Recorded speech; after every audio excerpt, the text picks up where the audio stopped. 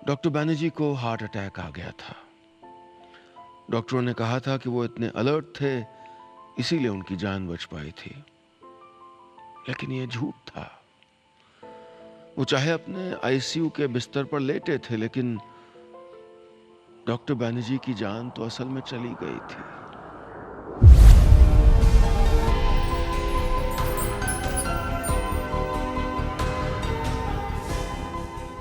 बात बेबात पे अपनी ही बात कहता है, मेरे अंदर मेरा छोटा सा शहर रहता है। दोस्तों, मेरा नाम है नीलेश मिश्रा। कहानियां सुनाता हूं।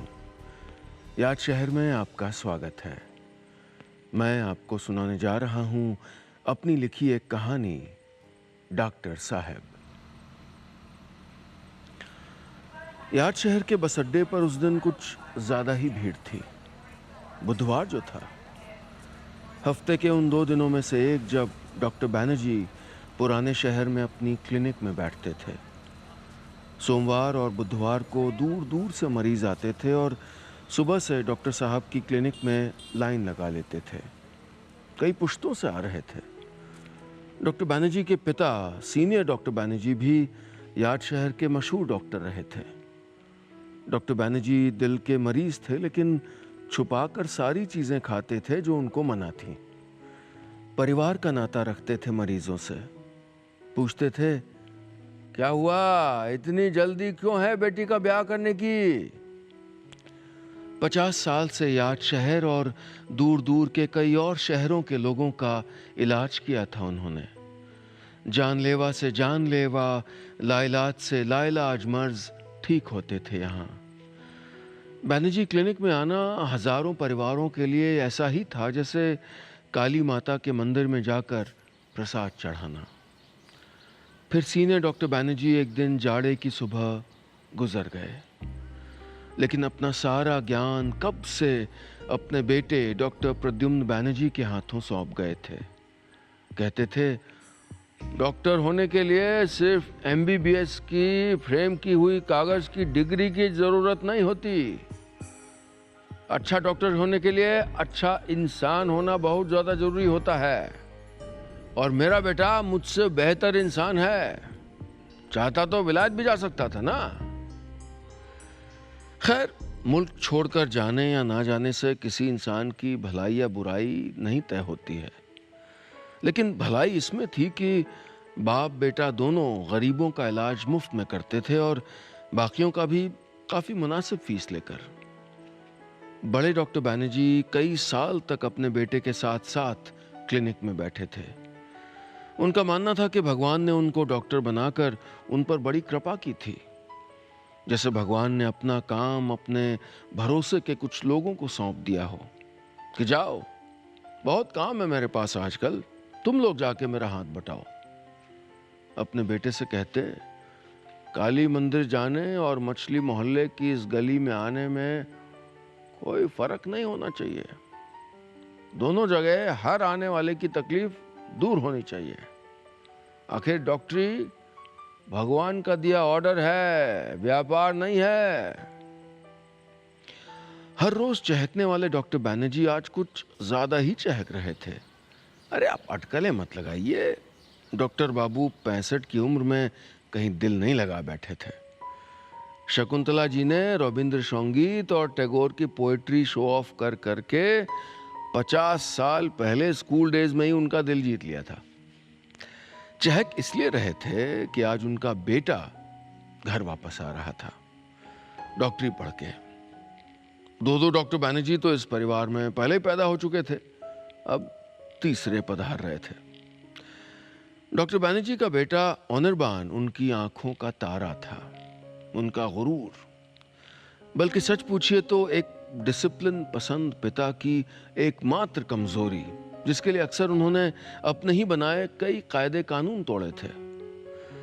डीएम साहब के बंगले और आईजी साहब की कोठी जितना ही मशहूर पता था डॉक्टर बैनर्जी की क्लिनिक का। क्लिनिक खचाखच भरा था।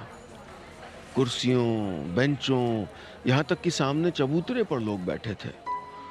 डॉक्टर बैनर्जी का असिस्टेंट मुन्ना मरीजों का नाम पुकार रहा था और इस बीच डॉक्टर साहब ने देखा कि कमीज पैंट, कुर्ता, साड़ी, सलवार कमीज पहने लोगों की भीड़ में दो आदमी सूट और टाई पहने भी बैठे थे। उन्होंने वहीं से चिल्लाकर कहा, पर्सनल मैटर क्लिनिक में नहीं, कल आइए घर पे ठीक 10 बजे। सूट टाई वाले चले गए। मरीजों की लाइन को खत्म होते होते 3 घंटे लगे। फिर डॉक्टर साहब अपनी पुरानी गाड़ी में बैठकर चल दिए रेलवे स्टेशन, अपने बेटे ऑनरबान को रिसीव करने। ट्रेन 1 घंटा लेट थी। डॉक्टर साहब प्लेटफॉर्म पर टहलते रहे, फिर बुक शॉप से 2 अखबार खरीद लिए, कॉफ़ी खरीदी और बेंच पर बैठकर पढ़ने लगे। अखबार में सामने एक बड़े से विज्ञापन पर नज़र पड़ी तो मुस्कुराने लगे। जब तक कॉफ़ी ख़त्म हुई, ट्रेन आ चुकी थी और ऑनरबान स्टेशन से निकलने ही वाला था कि किसी चुलबुले देवता की तरह बेटे के सामने डॉक्टर साहब जाके प्रकट हो गए। बोले, सरप्राइज! ऑनरबान बड़ा खुश हुआ, पापा को गले से लगा लिया। डॉक्टर बैनर्जी और नए डॉक्टर बैनर्जी साथ साथ प्लेटफॉर्म से निकले और गाड़ी में बैठ गए। डॉक्टर बैनर्जी ने गाड़ी स्टार्ट की और ऑनरबान ने उनसे अखबार ले लिया। ये वही विज्ञापन था जिसको देखकर उसके पिता मुस्कुराए थे। याद शहर में पहला प्राइवेट हॉस्पिटल खुलने जा रहा था। ऑनरबान बोला, याद शहर भी एडवांस्ड हो गया है? डॉक्टर बैनर्जी बोले, अरे कितने भी प्राइवेट हॉस्पिटल खुल जाएं, अब मेरा बेटा आ गया है, बेस्ट डॉक्टर इन याद शहर। अब मैं रिटायर हो जाऊंगा और तुम बैनर्जी क्लिनिक के डॉक्टर बैनर्जी बन जाओगे, बस। जैसे कोई राजकुमार घर आता है, वैसे ऑनरबान का स्वागत मोहल्ले में हुआ। वो सिर्फ डॉक्टर बैनर्जी का बेटा थोड़े था, उसे तो याद शहर में सब जानते थे। अरे डॉक्टर बनर्जी का बेटा बाहर से डॉक्टरी पढ़ के आया है, जरूर डॉक्टर साहब जैसा बहुत बढ़िया डॉक्टर बनेगा। अच्छा डॉक्टर यानी अच्छा इंसान। दोस्तों, मुझे अक्सर बड़ी तकलीफ होती है कि डॉक्टरी पेशा किस धरातल में जा रहा है। बड़े शहरों में तो डॉक्टर और करोड़पति जैसे एक दूसरे के पर्याय बन गए हैं। 2 साल पहले मेरे पिताजी का ऑपरेशन हुआ था तो अस्पताल में काफी वक्त गुजरता था। वहां देखा कि कैसे अपनी जमीन, अपनी बीवियों के गहने बेचकर किसान 100 किलोमीटर दूर अस्पतालों में आते हैं अपने करीबियों की जान बचाने के लिए। ये वही गरीब हैं जिनके नाम पर सरकार ने अस्पताल के लिए करोड़ों की जमीन कौड़ियों के मोल दे दी थी। दिल का ऑपरेशन तो करते हैं, लेकिन अस्पतालों के पास दिल क्यों नहीं होते? खैर, डॉक्टर बैनर्जी की कहानी की ओर आगे बढ़ते हैं। उन्होंने डॉक्टर होने को हमेशा समाज की भलाई का काम माना, इसलिए उनकी क्लिनिक पैसे छापने की मशीन नहीं, अच्छी सेहत की एक फैक्ट्री बन गई थी। यश और दुआएं तो खूब कमाई थी, लेकिन हाँ, पैसा नहीं कमा पाए थे ज्यादा डॉक्टर बैनर्जी। उनके पिता ने उनके लिए एक बड़ा सा पुश्तैनी मकान छोड़ा था जो परदादाओं के ज़माने का था। मकान भी अब बुजुर्ग हो चला था। आर्किटेक्ट कहते थे उसका एक हिस्सा अब इतना कमज़ोर हो गया था कि रहने के लिए ख़तरनाक था। डॉक्टर बैनर्जी ने बैंक से लोन लेकर मकान के उस हिस्से को तोड़कर दोबारा बनवा लिया था। 10 लाख रुपए लगे थे। याद शहर के मशहूर डॉक्टर बैनर्जी की जिंदगी का अनकहा सच जो दुआएं देते उनके मरीज नहीं जानते थे, वो ये था कि वो 10 लाख का लोन डॉक्टर साहब चुका नहीं पाए थे। पिछले दिन क्लिनिक में बैठे सूट और टाई पहने 2 सज्जन उस बैंक से ही आए थे। अगली सुबह वो दोनों डॉक्टर साहब के कहे अनुसार 10 बजे घर पहुंच गए। बेटे अनुरबान ने बैंक के अफसरों को बिठाया, चाय पानी पिलाया, फिर पूछा, पेशेंट हैं आप? पापा ने टाइम दिया क्या? क्योंकि वो घर पे सिर्फ इमरजेंसी केस देखते हैं। 2 अफसरों में से एक ने गला साफ किया और बोला, नहीं सर, हम बैंक से हैं, बस ये बताने आए थे कि अगर 18 दिन में लोन नहीं भरा तो ये घर हमको बेचना पड़ेगा। डॉक्टर बैनर्जी देखने से तो मस्तमौला लगते थे, लेकिन एक टाइम बॉम्ब था जो उनके अंदर लगातार चल रहा था। मुस्कुराहट के पीछे इस बुजुर्ग डॉक्टर की जिंदगी का सबसे बड़ा डर छुपा था। बैंक को 10 लाख रुपए न देने के कारण पीढ़ियों पुराना वो पुश्तैनी घर बिकने पर आ गया था। बैंक के अफसरों को कुछ दिनों में पैसे देने का वादा करके भेज तो दिया, लेकिन 10 लाख रुपए।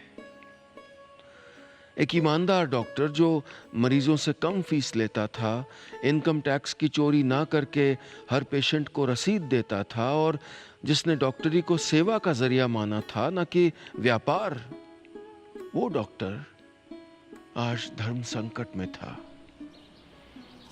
अगली सुबह डॉक्टर बैनर्जी अपनी छड़ी लेकर रोज की तरह मॉर्निंग वॉक पे निकले। हर 10 मीटर पर कोई जानने वाला मिल जाता था। सड़क पर सामने कुछ होर्डिंग्स लगे थे।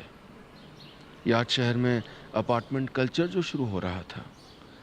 डॉक्टर बैनर्जी के कुछ दोस्तों ने सलाह तो दी थी कि वो अपना आलीशान लेकिन पुराना बंगला बेच दें, लोन चुका दें और एक छोटे से अपार्टमेंट में शिफ्ट हो जाएं। डॉक्टर बैनर्जी ने सड़क पर लिखे कुछ प्रॉपर्टी डीलरों के नंबर अपनी छोटी सी डायरी में उतार लिए, लेकिन घर के सामने पहुंचे तो रुक गए। सामने उनका खूबसूरत घर वैसा ही खड़ा था, खामोश, टकटकी लगाए उनको देखता जैसे कभी डॉक्टर बैनर्जी के पिता खड़े होते थे, उनका स्कूल बस से वापस आने का इंतजार करते हुए। इसी घर के लॉन पर उन्होंने पहली बार अपने पिता से स्पिन बॉलिंग करना सीखा था। यही उनकी दादी दुर्गा पूजा में सारे मोहल्ले को बुलाती थी। यही 21 साल की एक लड़की आई थी जिसने टैगोर की लिखी कविता बांग्ला में सुनाई थी और प्रद्युम्न बैनर्जी का दिल जीत लिया था। इसी घर में लाल रंग की शॉल में लिपटे अपनी हथेली से बस जरा से बड़े अपने बेटे को, अनिर्बान को अस्पताल से लेकर आए थे। वो अपने घर के अंदर पहुंचे। पत्नी शकुंतला ने अपने सारे जेवर बिस्तर पर निकाल कर रख दिए। बोली, इनको बेच दो, शायद ये घर बच जाए। बस वो चूड़ियां छोड़ देना, सुहाग की निशानी है। डॉक्टर बैनर्जी की आंखों में आंसू आ गए। बोले, शकुंतला, मेरा बेटा आ गया है, अब मैं अकेला नहीं हूं। चाहे जो भी हो जाए, इस घर को बिकने नहीं दूंगा। मेरे बेटे के जितना प्यारा है मुझको ये घर। मैं जानता हूं मेरा बेटा इस घर को बचाएगा। 3 दिन और गुजर गए। बैंक ने जो 18 दिन दिए थे वो अब 15 रह गए थे। अनिर्बान कुछ उधेड़बुन में लगा रहता था। एक दिन सोमवार को जब डॉक्टर बैनर्जी क्लिनिक से वापस आए तो वो उनका इंतजार कर रहा था। बड़ा खुश था। बोला, पापा, मुझे रास्ता मिल गया है। डॉक्टर बैनर्जी ने कहा, मैं जानता था बेटा, तू ही बचाएगा, you will save us. Anirban बोला, नीचे मेरे कॉलेज टाइम का दोस्त है पुनीत अरोड़ा, अब याद शहर का सबसे बड़ा बिजनेसमैन है। 150 करोड़ का टर्नओवर है उसका। ये लोग यहाँ एक प्राइवेट हॉस्पिटल खोलना चाहते हैं। मैंने कह दिया उनसे कि हमारी ज़मीन पे बना सकते हैं, 1 साल में बन जाएगा। आप चेयरमैन रहोगे, मैं CEO, और कंपनी में 25% शेयर हमारा। डॉक्टर बैनर्जी को यकीन ही नहीं हुआ कि ये उनका बेटा कह रहा था।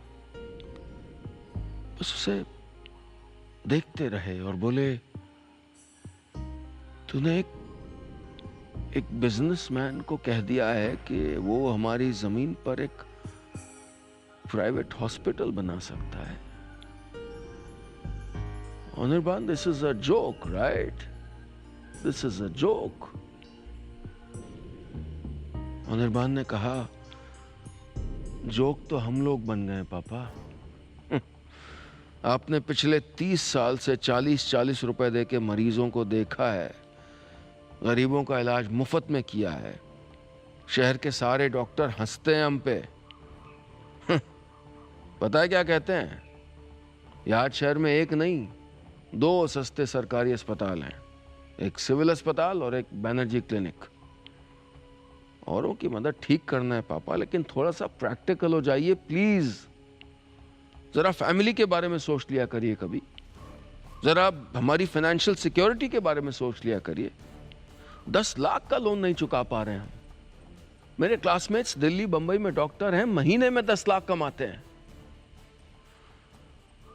डॉक्टर बैनर्जी ने सामने कुर्सी का कोना जोर से पकड़ लिया। बोले, अनिर्बान, मैं आज तक सोचता था कि ये घर मुझे तेरे जितना ही प्यारा है, लेकिन असल में ये मुझे तुझसे ज्यादा प्यारा है बेटा। ये घर मेरी विरासत है, मेरे बाबा का आशीर्वाद है। और बाबा ने सिखाया है कि डॉक्टरी सेवा का काम है, व्यापार नहीं है। अभी चला जा बेटा यहां से, दिमाग ठीक हो जाए तो आना, साथ में खाना खाएंगे। और अपने करोड़पति दोस्त को ले जा यहां से। नहीं चाहिए मुझे चेयरमैन की कुर्सी, 25% शेयर। फिर जोर से चिल्लाए, विशंबर, गाड़ी निकालो, ईसीजी, ईसीजी। पहुंचे हुए डॉक्टर जान जाते हैं कि कब उन्हें हार्ट अटैक होने वाला है।